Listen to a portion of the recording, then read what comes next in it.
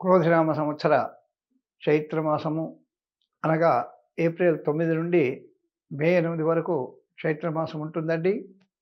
ఈ చైత్రమాసంలో సింహరాశి వారికి అపకీర్తి, ధనవ్యయము, వృధా ప్రయాసలు, మరి శుభకార్యాలు అనుకున్నటువంటి కార్యాలు నెరవేరకపోవడము, ఇవన్నీ కూడా జరిగేటువంటి అవకాశాలు ఉన్నాయి. మరి వీరికి ఒకటో వారము అంటే మొదటి వారంలో వీరికి కుటుంబ కలహాలు ఎక్కువ ఉంటాయి. ఒక విధమైనటువంటి బాగా మానసిక క్షోభను అనుభవించాల్సినటువంటి అవకాశం ఉంది సింహరాశి వారు. వీరికి రుణ బాధలు కూడా ఎక్కువ ఉండేటువంటి అవకాశం ఉంది మొదటి వారంలో.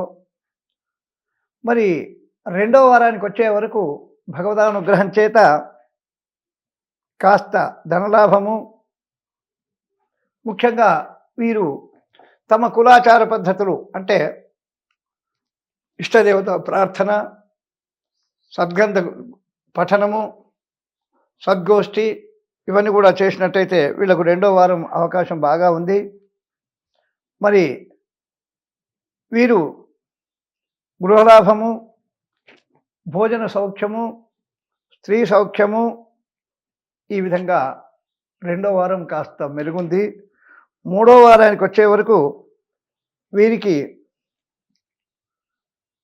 నూతన వస్తుప్రాప్తి, వాహన యోగము, అదేవిధంగా మరి వీరు చేసేటువంటి ఏ పనైనా కాస్త ముందుకు రావడం జరుగుతుంది. అంతకుముందు ఉన్నటువంటి ఇవన్నీ కూడా పోతాయి. ముఖ్యంగా వీళ్ళు ఆరోగ్య విషయంలో యత్నకార్యసిద్ధి జరుగుతుంది. వీరు ఆచార వ్యవహారాలు తప్పకుండా పాటించాల్సి వస్తుంది.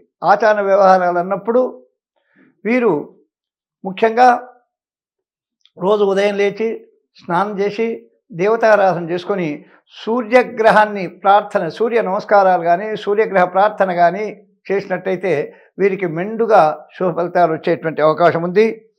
నాలుగవ వారానికి వీళ్లకు ధన నష్టము, దూర ప్రయాణాలు, మనోవిచారము, కుటుంబంలో చిక్కులు ఇవన్నీ కూడా వచ్చేటువంటి అవకాశము మెండుగా ఉంది.